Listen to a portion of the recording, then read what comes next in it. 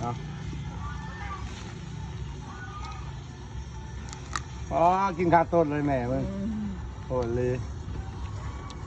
พูดสดเลยสดเลยสดเลยพี่น้อง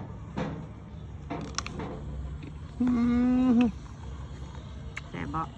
ครับโคตรครับเบิ้งแกงจะแซ่บเนาะครับเลยนี่เด้อสดนี่นี่แจ่วนี่สดกว่านี่บ่มีอีกแล้วกินธรรมดาลูกประจำเนาะ